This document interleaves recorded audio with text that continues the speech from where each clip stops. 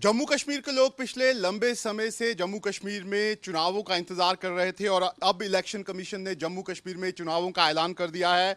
बात करने के लिए हमारे साथ कांग्रेस के वरिष्ठ नेता हैं रमन भल्ला, उनसे बात करते हैं। रमन जी, 10 साल के बाद ये इलेक्शंस यहाँ पर हो रहे हैं, बहुत लंबे समय से आप इंतजार कर रहे हैं, क्या तैयारी है आप लोगों की अब इलेक्शन? हमारी पूरी तैयारी है और हम बड़ी देर से इंतज़ार कर रहे थे, बड़ी देर कर दी आते आते।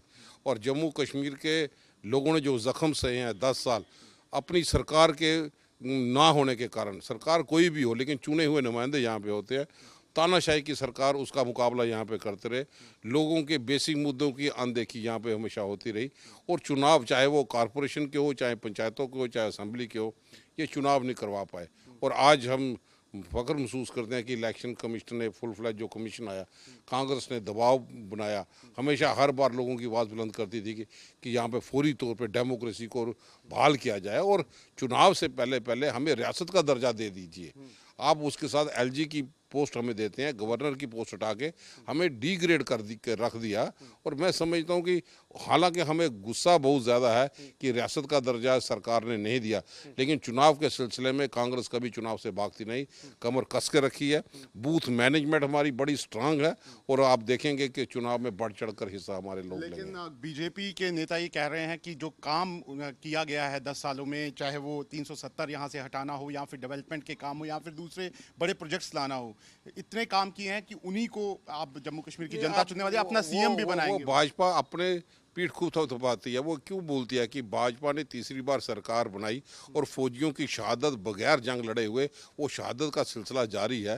नौजवानों का रोज़गार कहीं नहीं, रिक्रूटमेंट स्कैम यहाँ पे देखने को मिले हैं, इन्वेस्टर कोई यहाँ पे आया नहीं। कोरोना के बाद ट्रांसपोर्ट सेक्टर बैठ के रह गया। टूरिज़्म सेक्टर को बढ़ावा देने के लिए जम्मू में कहीं पे ऐसा डेस्टिनेशन सेंटर बना नहीं पाए, रेफ्यूजियों को ये पैकेज पूरा दे नहीं पाए। और आशा वर्कर्स आज भी पुराने ऑनरेरियम पे लड़ रहे हैं, संघर्ष कर रहे हैं, कैजुअल लेबर्स भी लड़ रहे हैं। तो मैं समझता हूँ लोग बड़ा बेसब्री से इंतजार करें, सिर्फ उंगल का वो बटन दबाएंगे और भाजपा को मुंह की खानी पड़ेगी। लेकिन एक चीज़ ये थी कि अभी लोकसभा चुनाव हुए, आप सब लोग इकट्ठा आए थे, नेशनल कॉन्फ्रेंस आपके साथ आई थी। अभी फारूक अब्दुल्ला साहब ने कहा कि हमारा इकट्ठे आने का कोई इरादा, अलग अलग इलेक्शन हम लोग लड़ेंगे। ये वक्त बताएगा। ये हमारी नेशनल पार्टी है, सब लोगों को, ब्लॉक लेवल के वर्कर हो, कार्यकर्ता हो, नहीं तो सबको मिलके जो सुझाव यहाँ पे आएगा उसके बाद हमारी केंद्र की लीडरशिप तय करेगी। और बतौर नेशनल लेवल लीडरशिप के सिपाही हैं यहाँ पे, उसी को इम्प्लीमेंट करें। आखिरी सवाल सर, क्या लग रहा है कि कांग्रेस पार्टी किन मुद्दों को लेकर इस बार जम्मू कश्मीर चुनाव लड़ने वाली है? कांग्रेस बेसिक मुद्दों को लेके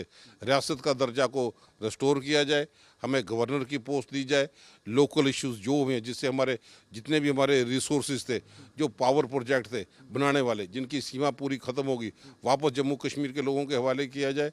ये स्मार्ट मीटर हो, टोल प्लाजे वाले टैक्स हों, टैक्स वाले टैक्स टेरर क्रिएट करने वाले जितने भी मुद्दे हैं उन सब को लेके जनता के बीच में जाए। मोदी का मैजिक चलेगा इस बार आपको लगता है? मोदी का मैजिक 400 से वो 240 तक का मैजिक चलने वाला नहीं, वो हिंदू एजेंडा भी चलने वाला नहीं है। लोगों को बेसिक है, पेट का सवाल है, बच्चों के रोज़गार का सवाल है और नशों में सारे लोगों को बढ़ाने के लिए आज जम्मू मंदिरों को, शहर को शराब की दुकानों में तब्दील कर दिया। ठीक है, तो आप देख सकते हैं, ये हैं रमन भल्ला, वरिष्ठ नेता हैं, पूर्व में कांग्रेस के कई बार मंत्री रहे हैं और साफ तौर पर इनका कहना है कि बड़े मुद्दे हैं, बीजेपी ने जो वादे किए थे वो जम्मू कश्मीर की जनता से पूरे नहीं किए हैं और उन्हीं के खिलाफ अब ये जो है वो जनता के बीच में यहाँ पर जाने वाले हैं। वीडियो जर्नलिस्ट इजाज अहमद के साथ Shahnawaz Khan, news nation, Jammu. News nation अब व्हाट्सएप पर खबरों के ताजा अपडेट के लिए न्यूज नेशन के इस क्यूआर कोड को स्कैन करें